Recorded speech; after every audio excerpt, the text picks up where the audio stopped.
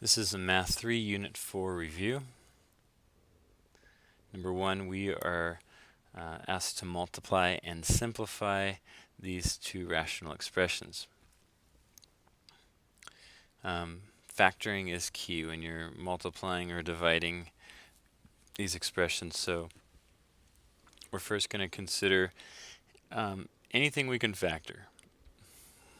So the x squared minus 9x plus 2, we're looking for two numbers that multiply to 2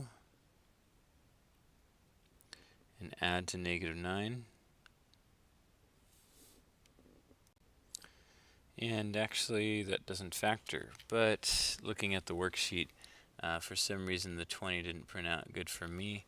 You should have 20 in front of you. So two numbers that multiply to positive 20 and add to negative 9 should be negative. So this is going to factor to x minus 4 and x minus 5.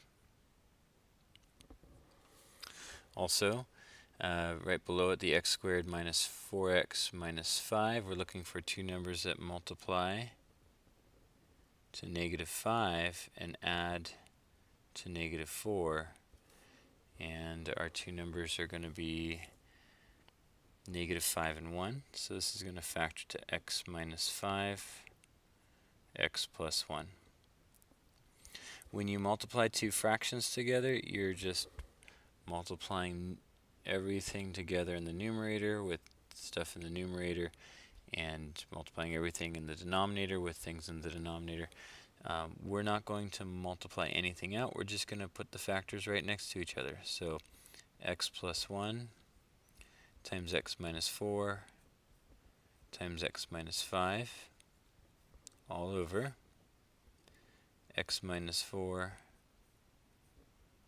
times x minus 5 times x plus 1.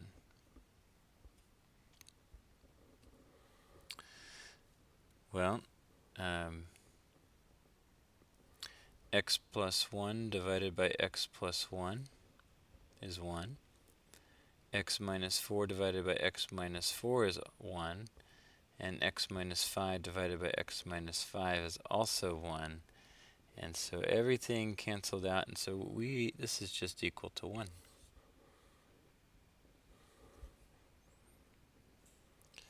Number 2.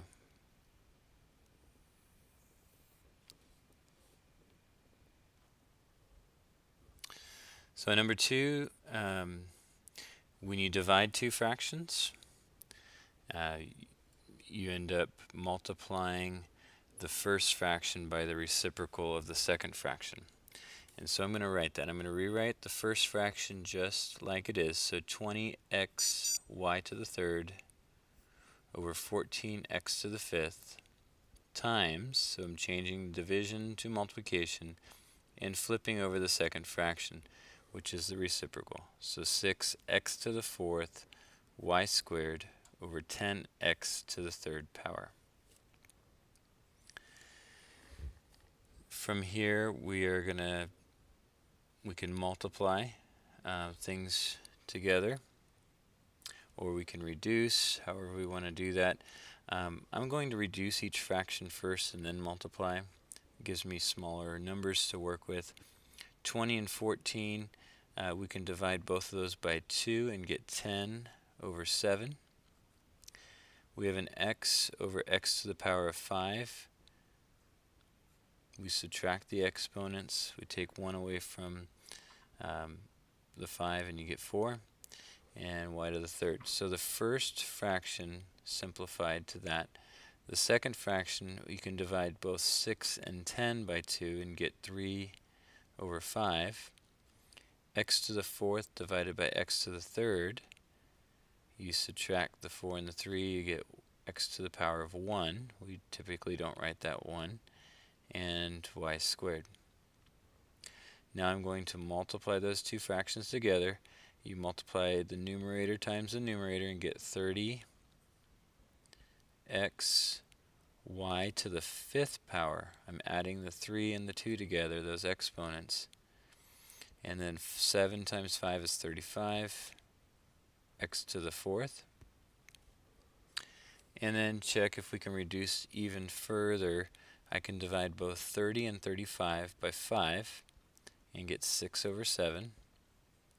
I can divide x and x, or simplify the x and x to the fourth, divide them both by x, and you're left with an x to the third in the denominator and a y to the fifth in the numerator. And that's our answer.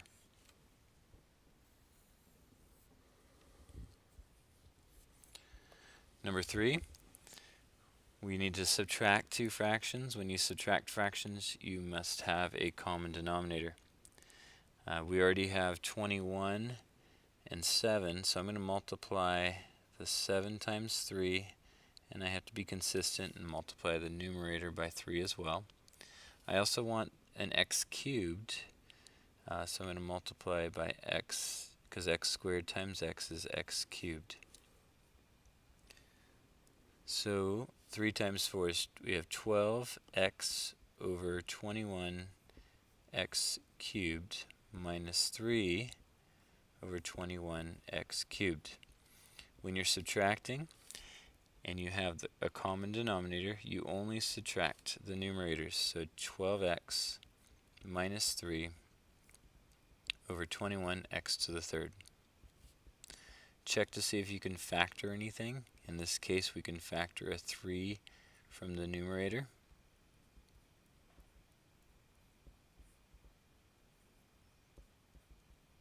And then see if you can divide numerator and denominator by a common factor. In this case, we can divide by 3, and we're left with 4x minus 1 over 7x to the third power.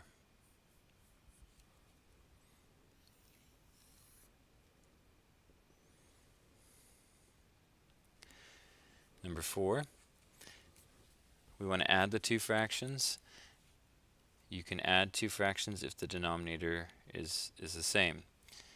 Well, x minus 5 and 5 minus x are not the same, but they're very close to being the same.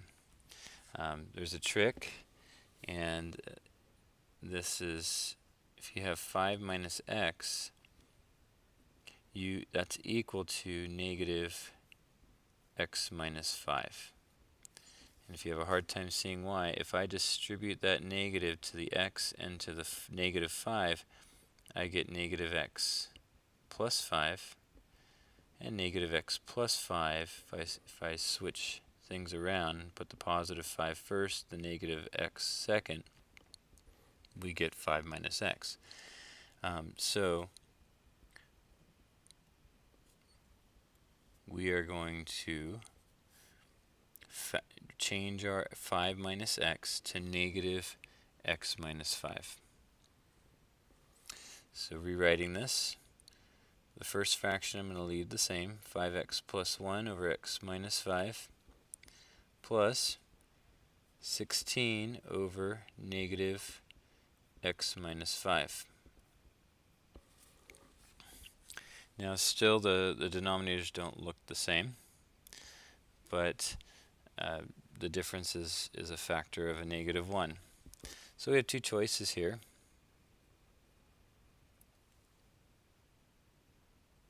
First, we can multiply the left side by negative 1 to match it, or we can get rid of that negative sign on the right side somehow. And here's what I'm going to do. I'm going to multiply the right-hand side by negative 1. So I'll multiply the bottom by negative 1 and the top by negative 1.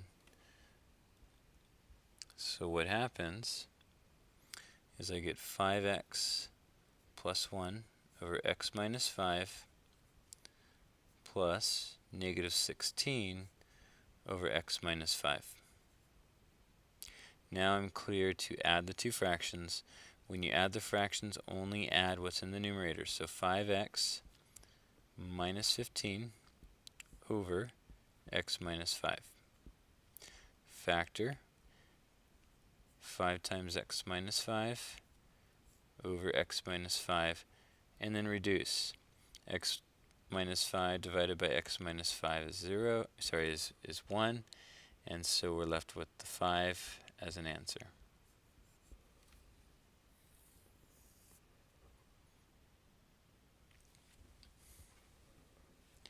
Number 5, again we're subtracting fractions.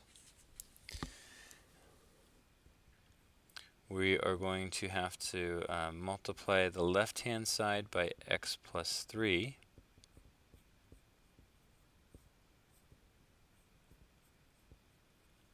And the right-hand side by x minus 1.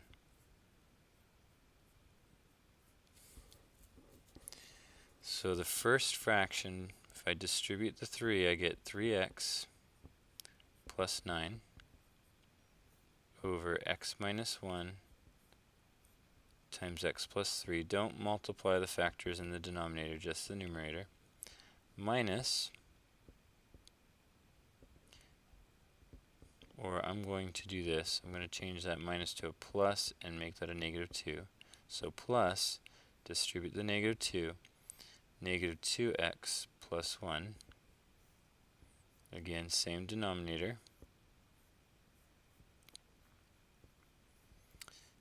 Now combine like terms, or add the fractions together, and we get 3x minus 2x is x. 9 plus 1 is 10. So x plus 10 over x minus 1 times x plus 3. And that is as simplified as we can get it.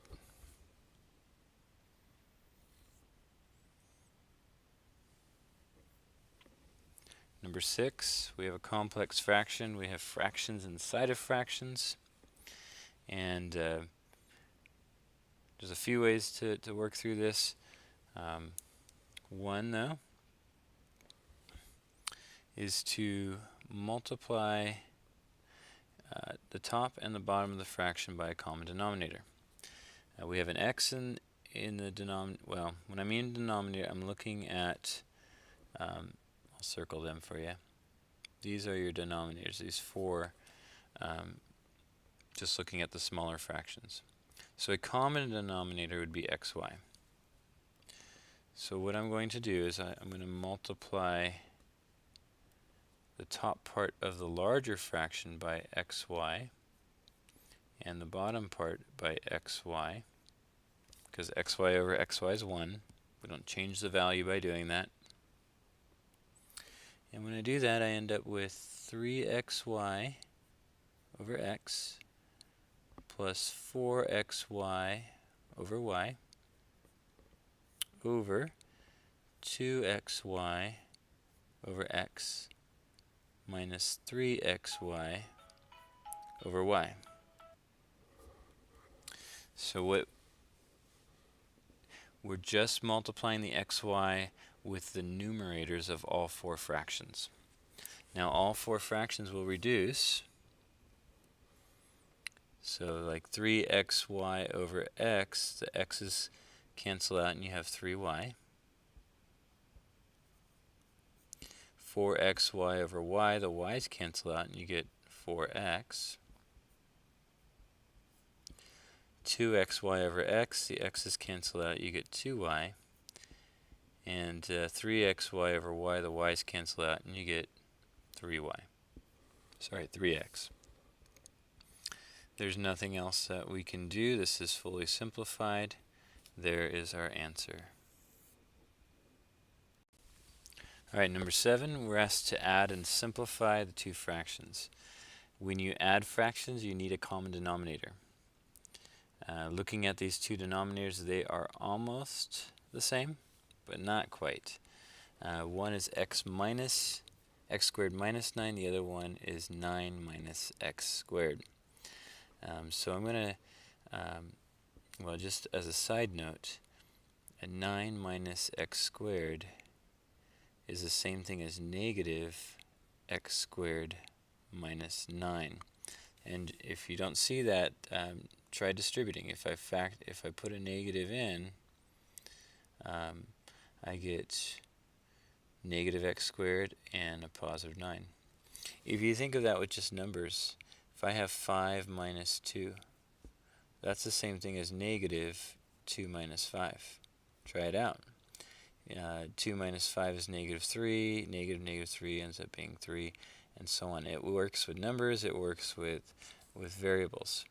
And it's a good trick to help you get a common denominator without having to do too much work.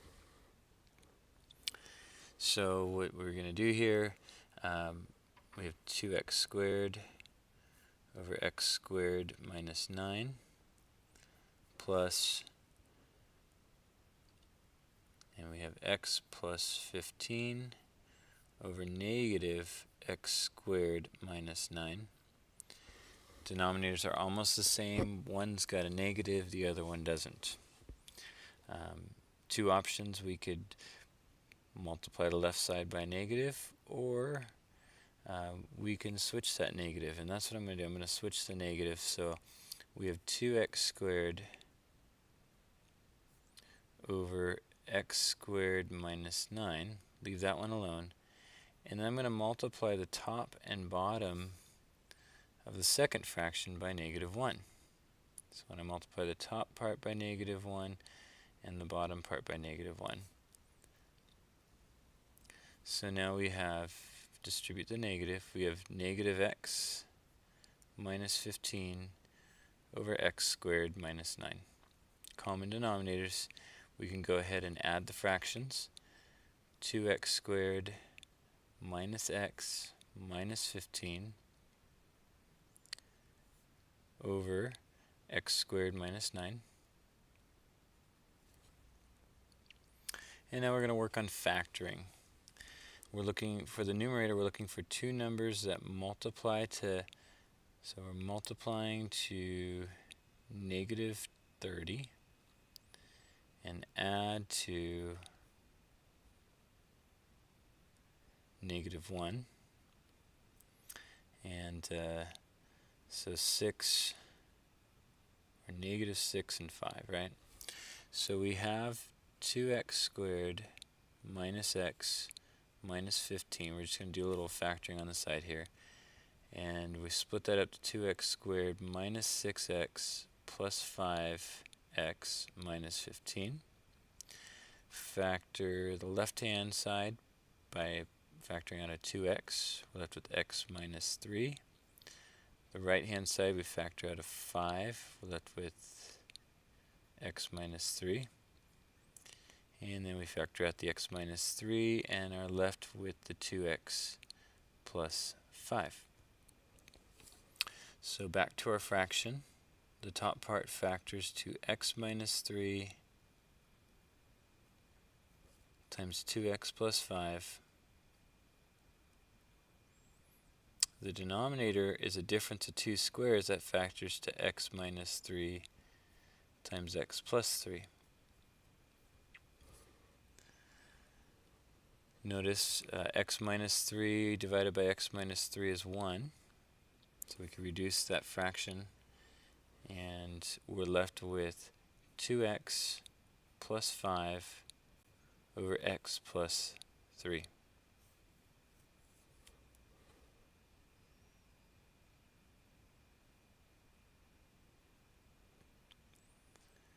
Number 8, we're asked to simplify and then to state any excluded values.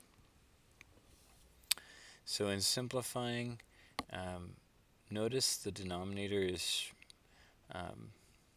somewhat out of order. I'm going to put the x cubed term first, and then the x squared term, and then the x term, just to rearrange this. So we get x squared minus 5x plus 6 over negative x cubed, negative 2x squared, and a positive 8x. And then we're going to begin factoring this.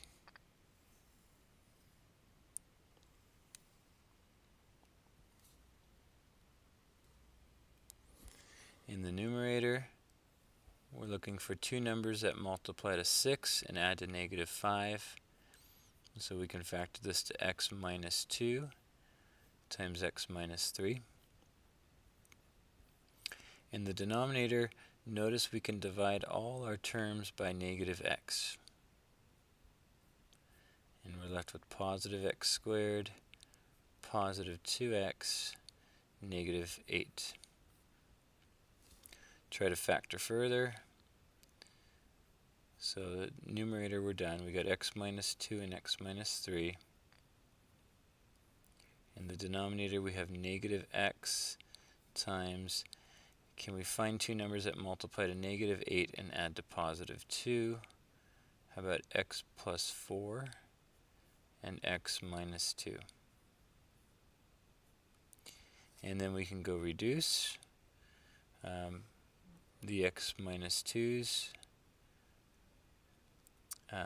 We can divide by x minus 2 in the numerator and denominator. They cancel out. We get x minus 3 over negative x times x plus 4.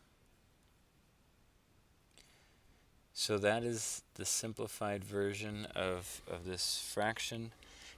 When we look for excluded values are values that would make us divide by 0. We can't divide by 0, and so we got to decide what x can't be. When you look for excluded values, don't look at the simplified version. Look at the part right before you simplified and just focus on the denominator. Just like we did last chapter when we found the x-intercepts of the polynomials, that's what we're doing. We're finding out what are the values of x here that would make each factor equal to 0. So the first one, negative x, gives us x equals 0. The second one, x plus 4, gives us x equals negative 4. And the third one gives us x equals positive 2. So those are the three numbers that x cannot be. Those we need to exclude, because if x were 0 or negative 4 or 2, then we'd end up dividing by 0, and you can't divide by 0. So these are my excluded values.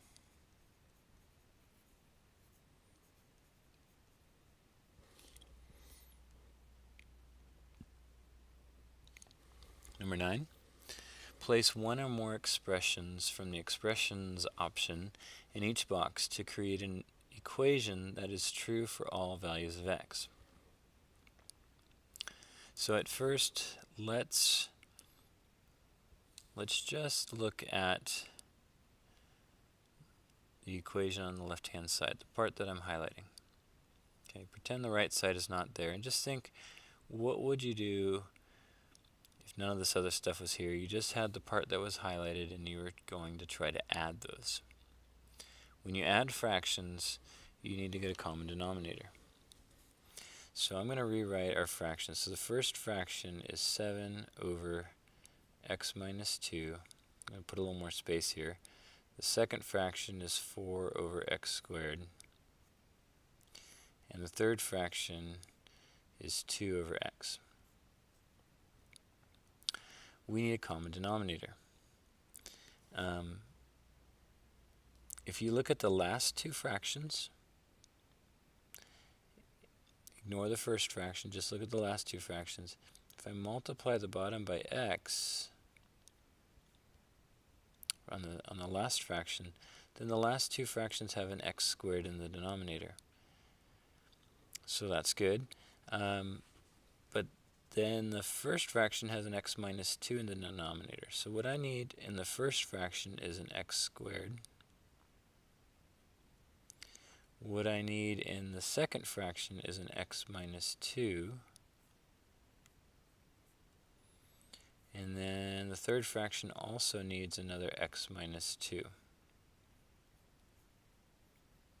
Okay, so this is now going to set us up for our third step. Our third step goes to fill in the box, right? And notice, what is that common denominator? What do they all have? They have an x squared, and they have an x minus 2. And notice those are our choices. I picked the x squared, I picked the x minus 2 from our expressions options. Now you can use these options more than once. Now our first fraction has 7x squared, so we put the x squared next to 7. Second fraction has 4 times x minus 2, so I put the x minus 2 next to the 4. And the third fraction has an x and an x minus 2. And now I've filled out the box completely. We don't need to finish this, it's just getting this far, making sure we know what to plug in. Number 10. Here we're looking, we're going to state the following for the given rational function. We're looking for the vertical asymptote and for a horizontal asymptote if it has one. So on number 10, when we have a standard rational function, or the parent graph, you have a vertical asymptote on the x and y axis. So say here's our x and y axis.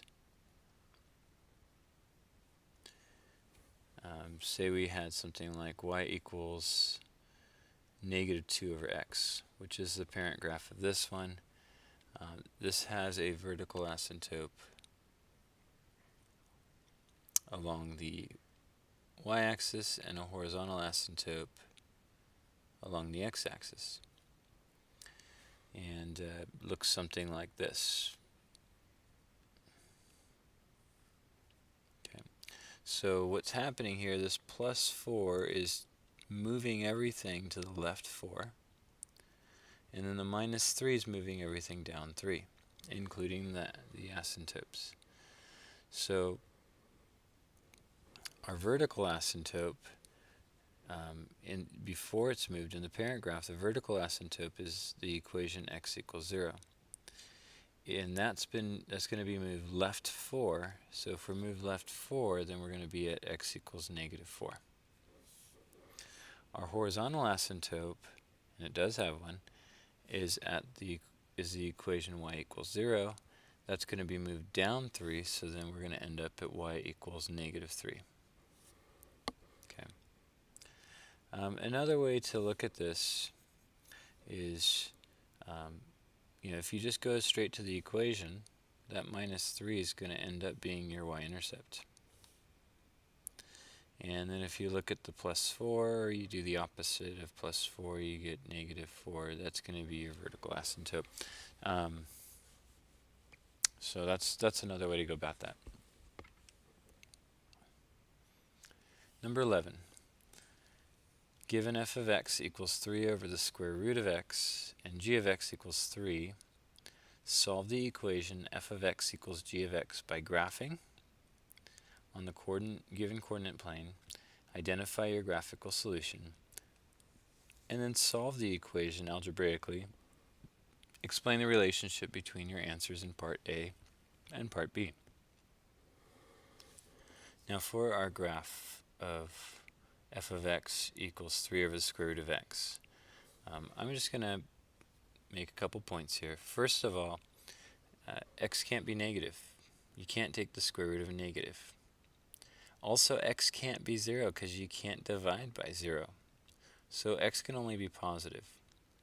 So I'm going to get some points here that are easy to work with. If I plug in 1 for x into our function, we're going to get 3 divided by the square root of 1. 3 divided by the square root of 1 is 3. So 1, 3. If I put in, let's see, say 4. So I could take the square root of 4. I get 3 over the square root of 4, which is 3 over 2. 3 over 2 is 1.5. So I go right 4, 1, 2, 3, 4, up 1.5.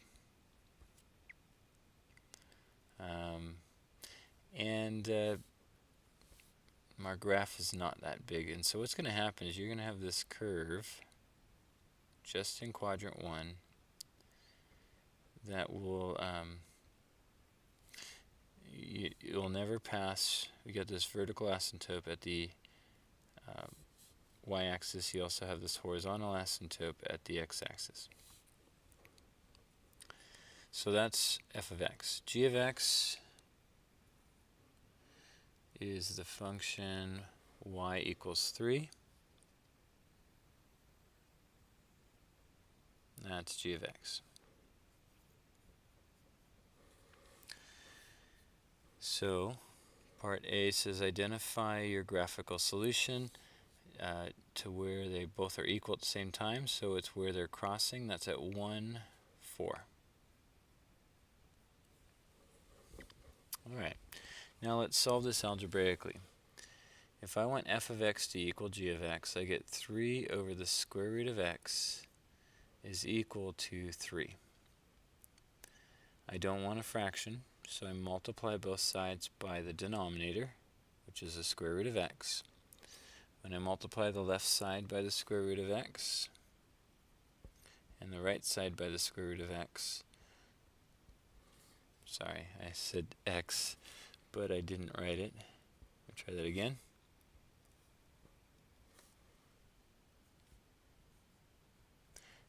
These cancel out, and you end up with 3 is equal to 3 times the square root of x. Then we divide by 3, and we get 1 equals the square root of x. And then to solve, to get rid of the square root, we square both sides. So 1 squared is 1 times 1, which is 1. Square root of x squared is square root of x times the square root of x, which is x. And so x equals 1 is our answer. So explain the relationship between your answer in part A and part B. So part A gives you not only the x value of 1, but also gives you a y value, where part B is only giving you an x value. And so they have the same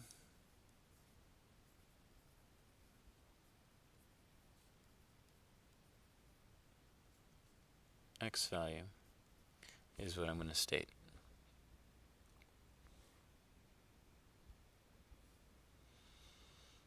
Number 12, we have the function h of x is 1 over x minus 3 plus 1, and we're asked to sketch the graph.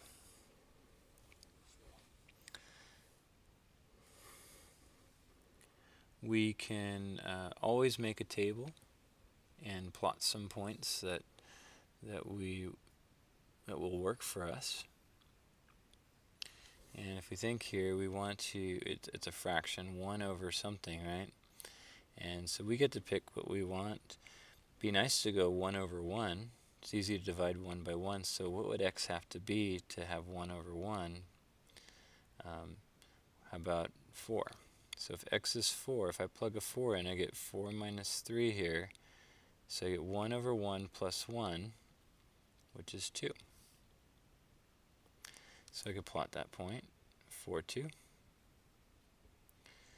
What would another easy number be to divide 1 by? How about negative 1? So if I have 2 minus 3, that would be a negative 1. So if I plug in a 2, I get 1 over negative 1, which is negative 1, plus that 1, so we end up with 2, 0. Okay, so there's another point we go through. Anything else seem easy to work with here? So, not without getting a fraction, right? Yeah, we could do a couple more, just for fun. What if we could divide by 2. So if I divide by 2, I'm going to get x is 5, right? So if we have 5 minus 3, we get 2. And so we get 1/2 plus 1, which is 1.5. So 5, 1.5, right there. And I could divide by negative 2. If I divide by negative 2, what would x have to be? A 1. So if we put 1 in for x, we're going to have 1 minus 3 in the denominator. And we end up with negative 1/2 plus 1, which is 0.5. So 1.5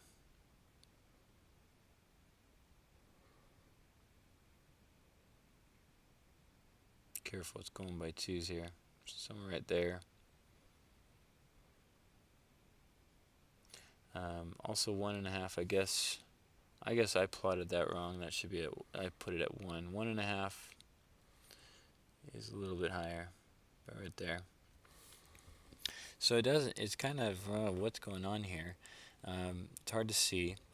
And so what we're definitely going to need, we don't so much need these points. You can get by graphing this without these points. I just want to put these on here to make our graphs a little more accurate. But what we definitely need is our vertical and horizontal asymptote. A couple problems ago we mentioned about the role of -3 here and the +1. That -3 moves us the whole graph to the right 3. From 0, 0, if we go right 3, and then that +1 is up 1, right? So right 3, up 1. So this point I'm putting in blue is the center of our graph, and so that's where our two asymptotes are going to pass through that. Our vertical asymptote is right here at x equals 3, and our horizontal asymptote is right here at y equals 1. And then we can make a little more sense of our graph. This is where the top right part is, and second one, something looks off here. Let's see what's going on here. We plugged in a 2. When we plugged in 2, we got, oh, I see what I did wrong. The 1.5, I plotted 1 -0.5. It should be 1 +0.5. So about right here, and which makes more sense because the second part is going to look like that. Okay. So there's our graph. Find the y-intercept. So where is this crossing the y-axis? Well, we could see it's between 0 and 1, but it's hard to see exactly where. So what we're going to do, and don't guess, don't pick what it looks like. We can always find a y-intercept by plugging in 0 for x and solving for y. So if I make x 0, I get y, which is my h of x, is 1 over 0 minus 3 plus 1. That is -1/3 plus 1. Going to get a common denominator. So -1/3 plus 3 over 3. And -1 plus 3 is 2. So this is 2/3. That's my y-intercept. So y equals 2/3. And if you look at the graph, that's believable. It's between 0 and 1. Looks a little closer to 1. So 2/3 seems reasonable. Find our x-intercept. Again, looking at the graph, I think we already found it. Right here at 2, 0. We know exactly where it's crossing. But let's just go through the work to confirm. Okay. To find our x-intercept, and to find any x-intercept, you set y equal to 0 and solve for x. So if we do that, we end up with 0 equals 1 over x minus 3 plus 1. Solving this, we need to subtract 1 from both sides. We get -1 equals 1 over x minus 3.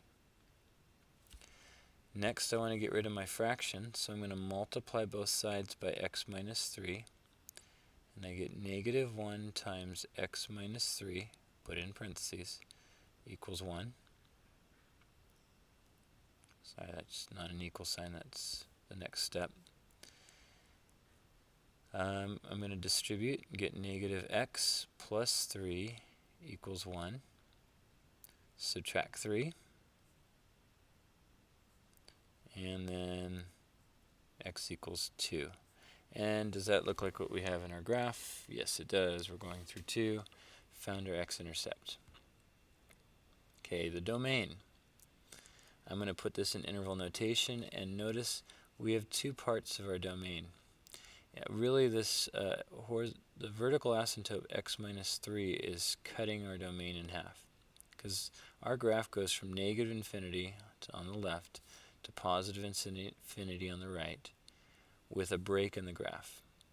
So you start at negative infinity, go up to where the graph breaks at 3 on the x-axis, union, start back up at 3, all the way to infinity. So that's saying everything except for 3. State the range. Well, it goes as far down as negative infinity, as far high as positive infinity, but it's got a break at y equals 1. So you go low to high, so negative infinity all the way up to our break in the graph at a height of 1. Union, start back up at height 1 and move all the way up to infinity. State the equations of the vertical asymptotes. We have one right here. We said it's x equals 3. Horizontal asymptote, we already wrote there too, as y is 1. State the intervals on which the graph is increasing for part h and decreasing for part I. When we talked about graphs increasing or decreasing, you have to trace them from left to right. So if I trace this graph from left to right, you see it's dropping, so it's decreasing here. And then again, if I trace the other part from left to right, it's still decreasing. So this graph is decreasing everywhere, and it's increasing nowhere. So state the intervals on which it's increasing. When it says state the intervals, it's talking about what x values only, what part of the domain. And it's increasing over none of it. So we'll just say it does not increase.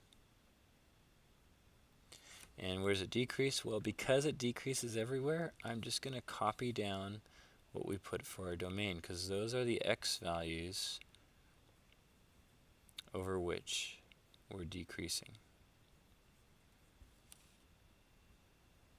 State the interval for which our graph is less than 0. Okay, less than 0 means below the x-axis. So we are below the x-axis right here that I'm highlighting green. But when we state it, don't state the height, only state the x value. So the x-axis, just a little part of the x-axis is covered there. Okay, and it's got to be less than, not equal. So we start at our x-intercept, that's where that green part starts at 2, and it ends at at 3. And I'm going to use parentheses for both, because we don't want to include 2, because that's when it's equal to 0. It's not below the graph, it's actually on the x-axis. It's an x-intercept.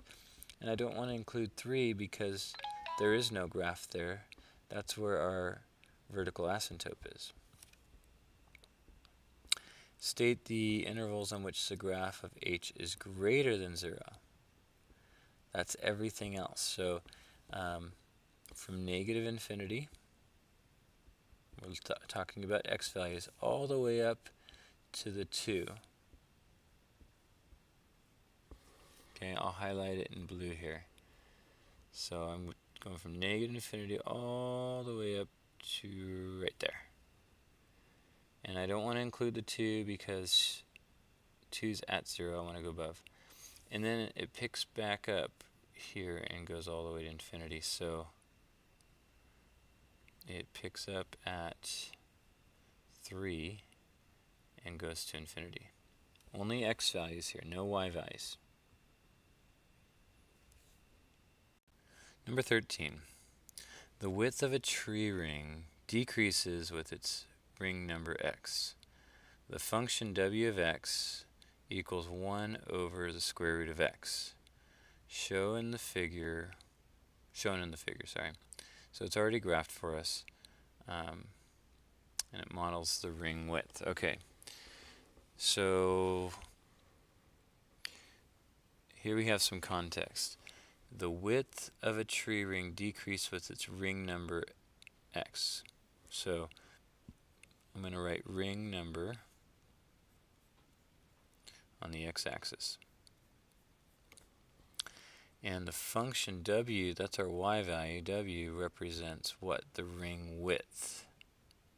So you get the ring number, and this is the ring width. That's our y-axis, or w. And we're talking about trees. So explain why the graph of w is only in the first quadrant, first using mathematical evidence. When we talk about mathematical evidence, we're not talking about context. So don't use the word ring, ring width. Go straight to that equation. So w of x equals 1 over square root of x. Why can it only be in the first quadrant? Well, first quadrant means in the first quadrant, all your x values are bigger than 0, and all your y values are bigger than 0. So it's really asking, why is x bigger than 0, and why is y bigger than 0? So my answer is x is bigger than 0 for 2 reasons. Since we can't take the square root of a negative, if x was a negative, we'd have to take the square root of a negative number. So since number 1 reason, we cannot take the square root of a negative number. Okay. And the second reason, so that's why it's not negative, but why isn't it 0? Well, if x was 0, then we would be dividing by 0. If you can't plug a 0 in for that equation. And 2, we cannot divide by 0. So that's why x is positive. Why is y positive? Well, since x is positive, we're only plugging in positive numbers. And so if you look at our equation, so our y value is going to be positive since y is equal to 1 over the square root of of x, and x is a positive number. And if you have 1 divided by the square root of a positive number, that's going to equal a positive number. So we are always going to get positive y values. So if you're always working with positive x values and positive y values, then you're always going to be in the first quadrant. So there's our mathematical explanation.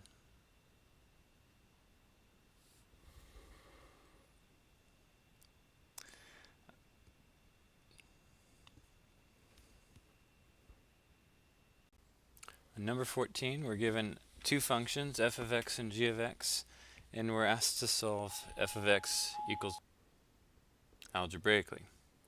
So we're going to start by setting, so f of x equals g of x, so f of x is 5 over x plus 2, and set that equal to 3 over x, which is g. Whenever you have a fraction, no matter what kind of fraction it is, and you're working with an equation, you can get rid of that fraction by multiplying by denominators. So let's look at the first fraction, 5 over x plus 2. If I multiply the top part of the fraction by x plus 2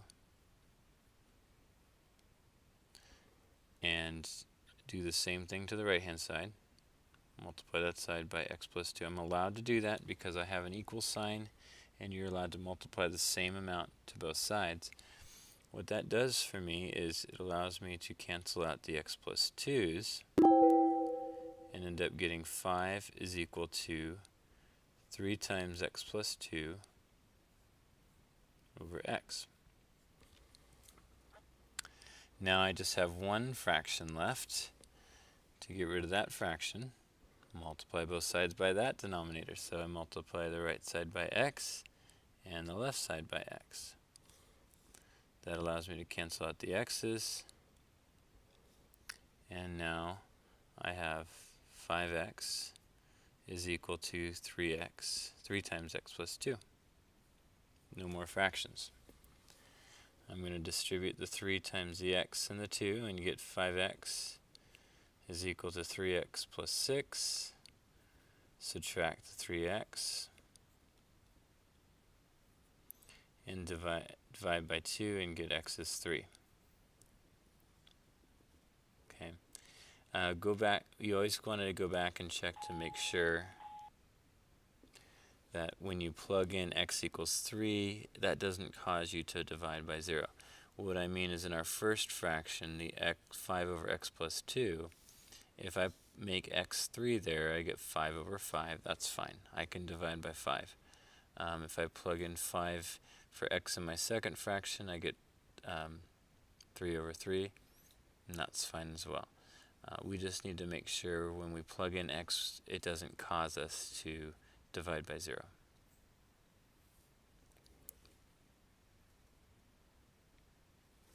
Number 15. I have my equations. I'm going to focus on the first fraction first. To get rid of that fraction, I need to multiply both sides by x plus 1.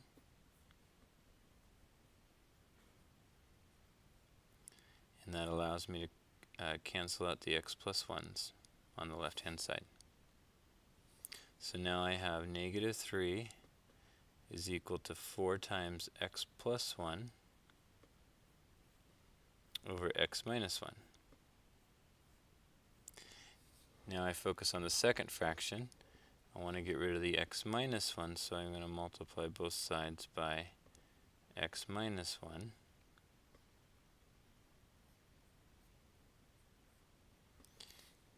And that allows me to cancel out the x minus 1's. So now I have negative 3 times x minus 1 is equal to 4 times x plus 1. Distribute.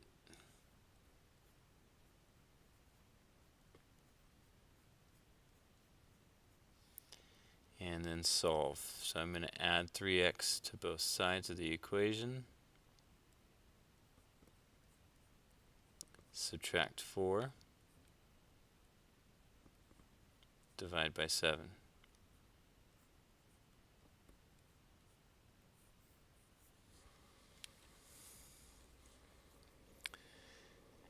Number 16. If you have a fraction and if the denominator is factorable, then factor it. Here our denominators x squared minus 8. Nothing, it's not a difference of 2 squares, so I'm going to leave it as is. So I'm going to, first I'm going to get rid of the fraction on the right. So I'm going to multiply the right side by x and the left side by x. That allows me to cancel out the x's on the right hand side, and I get x squared over x squared minus 8 equals 2. Can I cancel out the x squareds?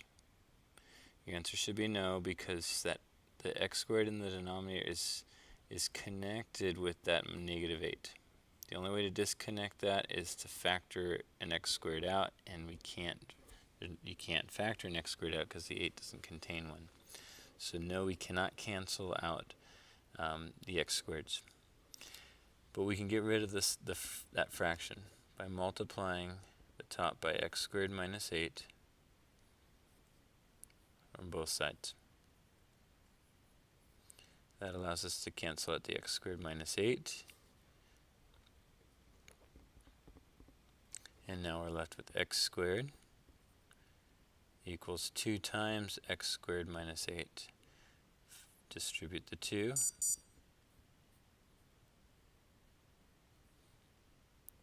And then continue working through this. I'm going to subtract 2x from both sides and get negative x squared equals negative 8. Then divide by negative 1 and get x squared equals positive 8. going to take the square root of both sides. The square root of x squared is the absolute value of x, because x could be positive or negative. And so then whenever you have the absolute value is equal to a number, you split it up into two cases. But remember, the square root of 8 is the square root of 4 times 2. Square root of 4 is 2, and so we get 2 radical 2. So we're going to split this up to x equals positive 2 radical 2, or x equals negative 2 radical 2.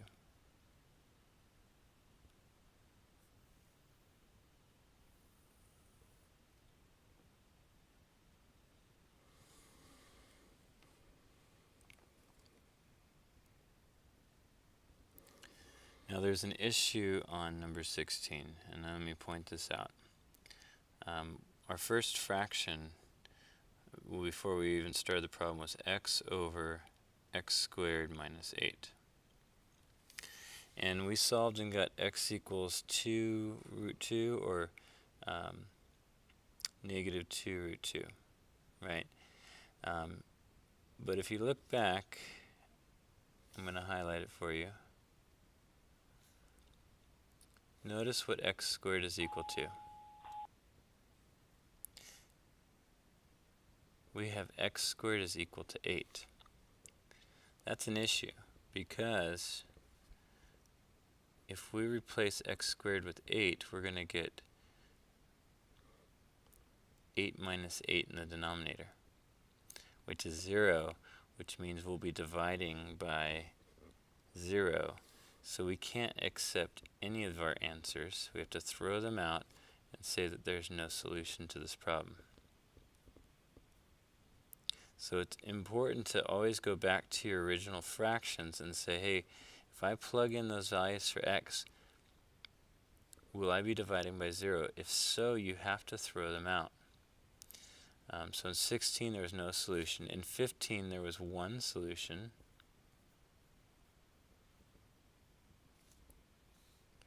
In 14, they didn't ask how many solutions.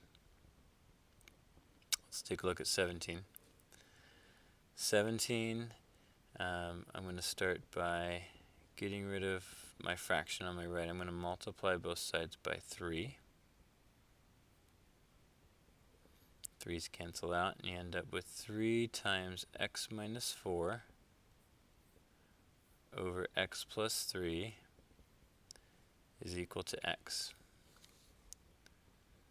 I want to get rid of my first fraction. I'm going to multiply by x plus 3 on both sides.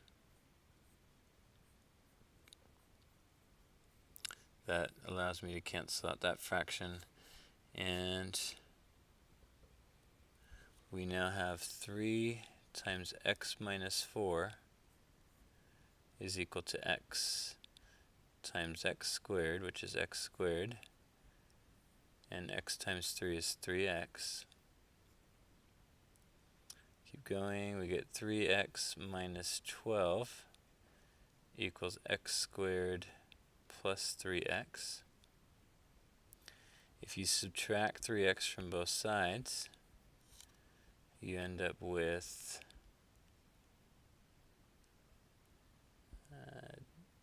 x squared equals negative 12.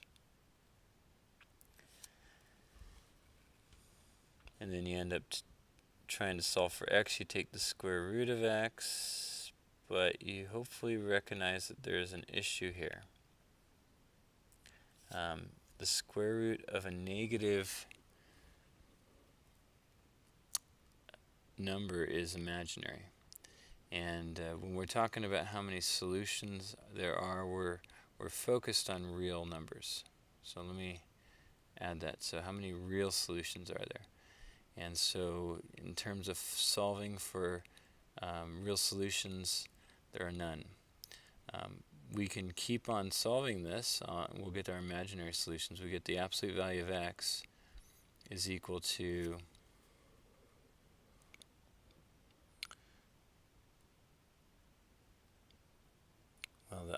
negative comes out, we get I. 12 is 4 times 3, and we can take the square root of 4. So this is 2I square root of 3. That's the absolute value of x. So when you split up the two cases, x can be positive 2I root 3, or x can be negative 2I root 3.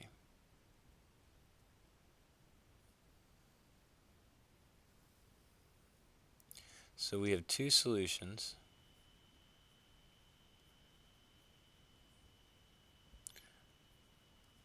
But no real solutions.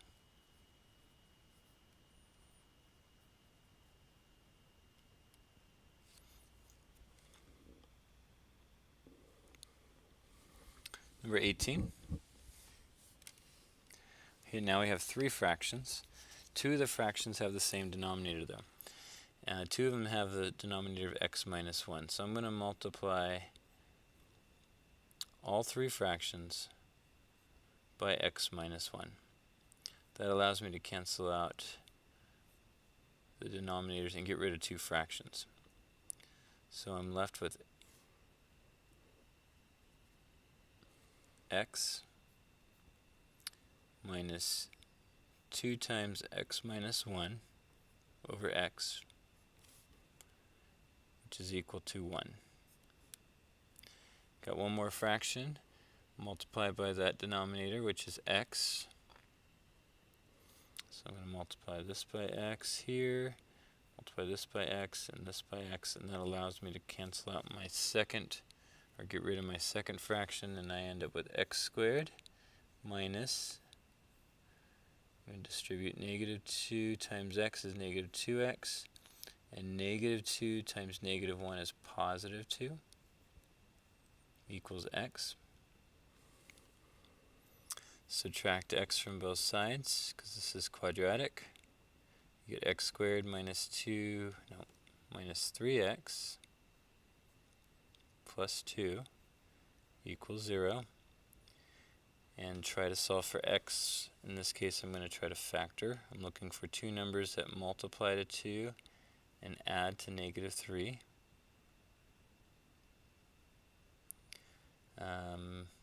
Negative 2 and negative 1. So this factors to x minus 2 and x minus 1. And solving this, you end up with x minus 2, 0, giving you x equals 2. And if x minus 1 is 0, you get x equals 1. Let's go back to our original fractions and make sure these are acceptable. Just focus on the denominators. So if my denominator is x minus 1 and I can't divide by 0, then I can't have x equaling 1. Well, that means I need to throw out that fraction, or that answer, x equals 1. If the denominator is x, then x can't be 0. I don't have that as a solution, and again, can't have it to be 1. So I do have one answer, which is x equals 2. The other answer we had to throw out, we call it an extraneous solution, because if we plugged it in, it would cause us to divide by 0.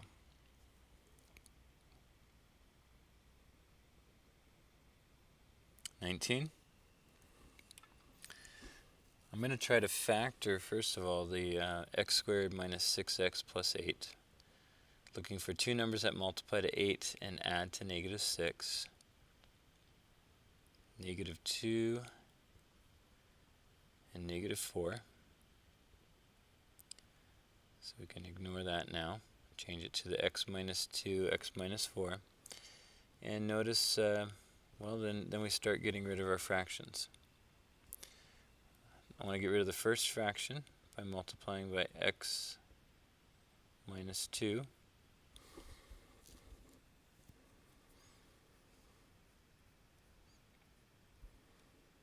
Can cancel out my x minus 2's. And I'm left with 4 plus 8 over x minus 4 is equal to x minus 2. Next, I want to get rid of my remaining fraction by multiplying everything by x minus 4.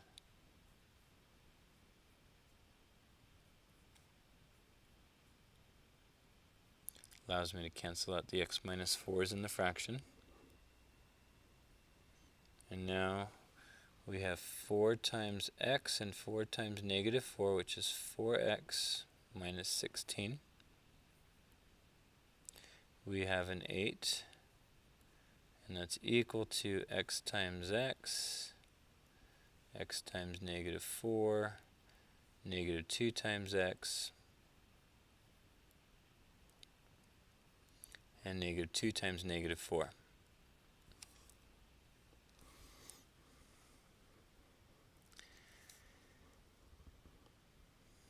Clean this up a little bit.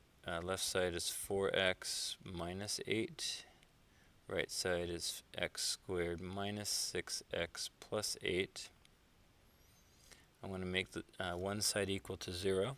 So I'm going to subtract 4x.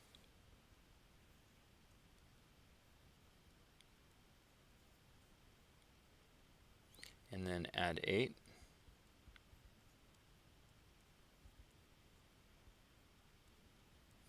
And now try to factor. We're looking for two numbers that multiply to 16 and add to negative 10.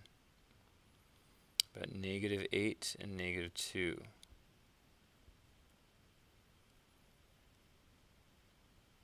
So the first one gives us x equals positive 8. The second one gives us x equals positive 2. Let's make sure we can have those as answers, or see if they're extraneous solutions.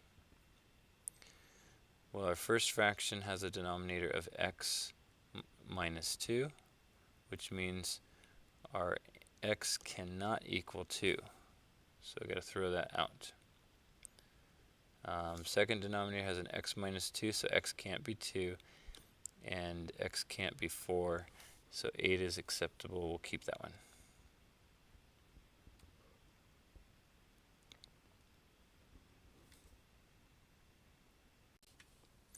Number 20, we have a word problem here. We have a group of friends that decide to evenly divide $72, the cost of watching a premier boxing match on a pay-per-view TV. Initially, there are ex-friends, but then 3 friends decide not to watch the boxing match and spend their money to see Star Wars Episode 23, The Never-Ending Force, at the movie theater instead. This causes each remaining friend to have to pay $2 more. So create an equation that represents the situation and can be used to solve for x. Okay, so x represents the number of friends.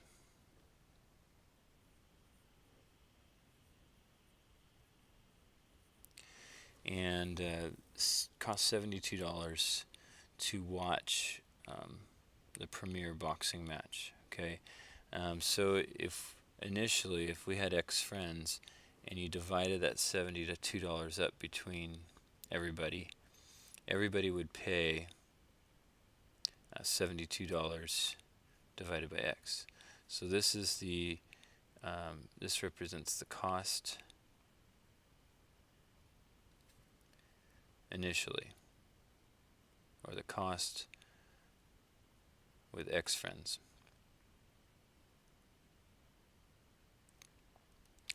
But then what happens is 3 friends decide not to watch, and so now it still costs $72 to watch, but now there's only 3 friends, so there's 3 friends less. So there was x, now there's x minus 3 friends, so now this is the cost with x minus 3 people. So my question to you is, which cost is more?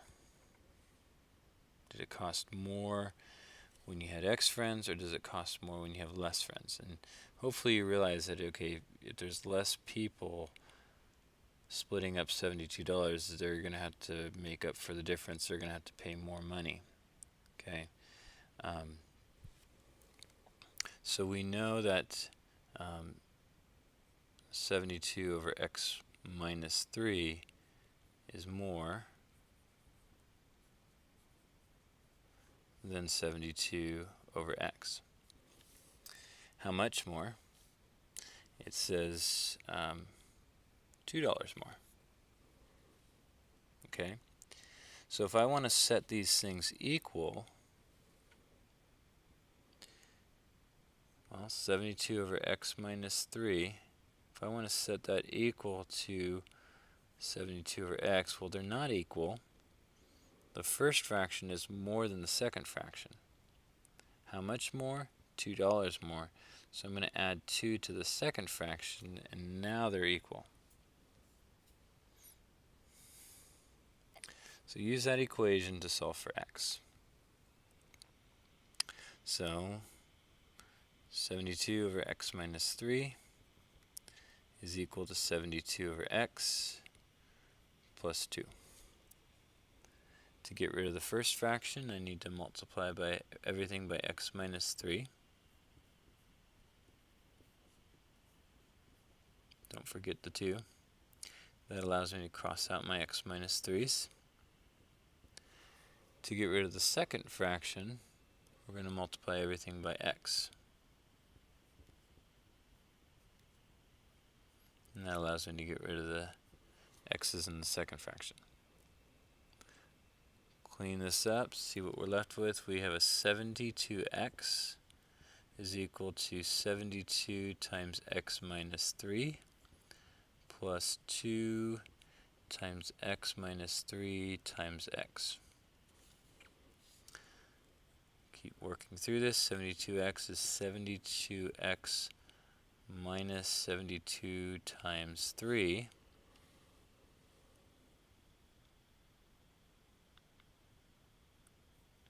It should be 216.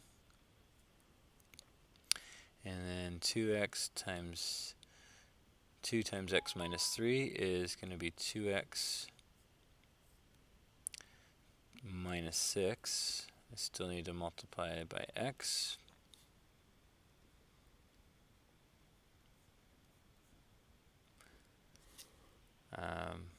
Actually, notice we have two 72x's. So let's subtract both sides by 72x, and we end up with 0 equals, these cancel out, negative 216 plus multiply 2x times x, so 2x squared, and minus 6x.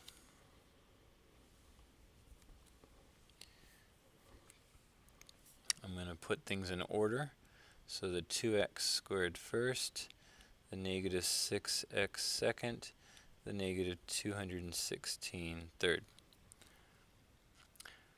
Everything's divisible by 2.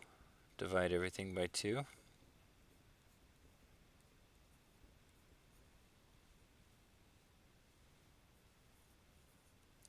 And now we're factoring.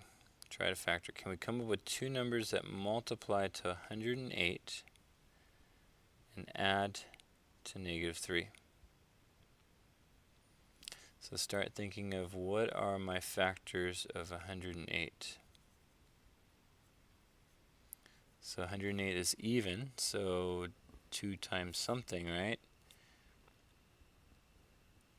So 2 times 54. 54 is even, so 2 times 27. 27 is 3 times 9. 9 is 3 times 3. So 108 is 2 times 2 times 3 times 3 times 3.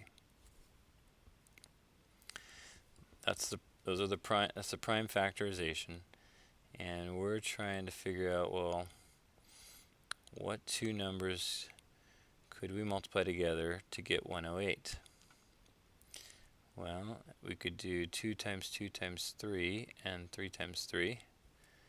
That would be Well, 2 times 2 times 3 is 12. And 3 times 3 is 9. 12, so we know 12 times 9 is 108. Can we make a negative 3 out of that? Not quite. If they're both positive, oh, I'm wrong. It should be a negative 108. So we can make this work. Negative 12 and a positive 9. So now we get x minus 12 and x plus 9.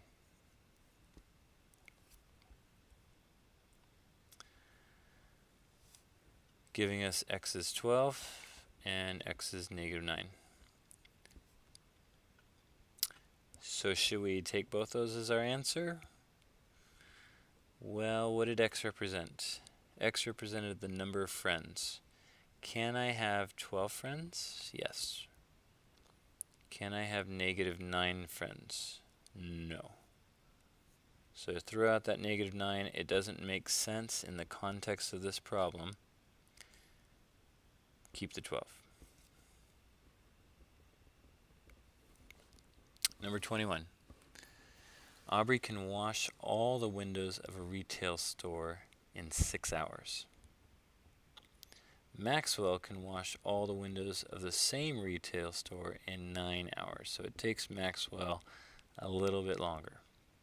Write an equation that can be used to find the time in hours it would take Aubrey and Maxwell to wash all the store, all the windows together. Okay. Well, so T is how long they're working. Okay. So if Aubrey works T hours, she's completed, I'm going to use a capital T. She's completed T over, it takes her 6 hours, so T over 6, that's the amount of the job she's completed. So for example, if she's worked 1 hour, plug in 1 for T, and she's completed 1/6 of the job.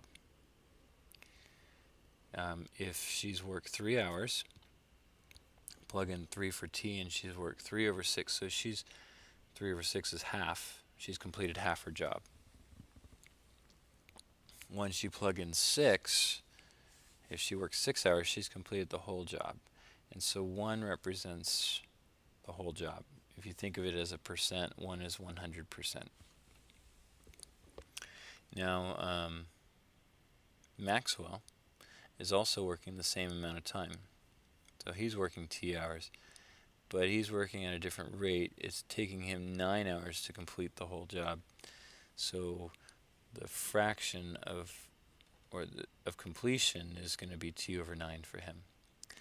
And they're working together, so I'm going to add these two. And we want to know how long it takes for them to complete the whole job.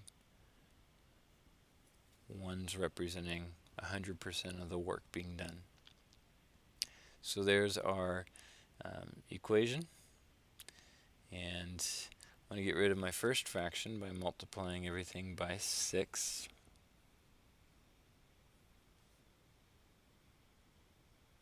That allows me to cancel out the 6 in the first fraction.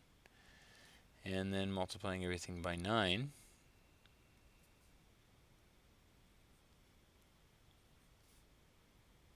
Allows me to cancel out the 9 in the second fraction. And so we're left with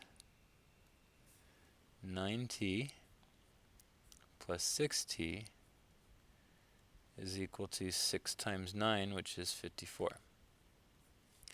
9t plus 6t is 15. Divide by 15, and the time is 54 divided by 15, which we could reduce. You could divide both by 3. 3 goes into 54 18 times. 3 goes into 15 5 times. If we change this to a decimal, we get 3.6. We're talking hours here. So a bit more than 3.5 hours working together at their rate will complete it for them. And that's it for the review. Good luck on the test.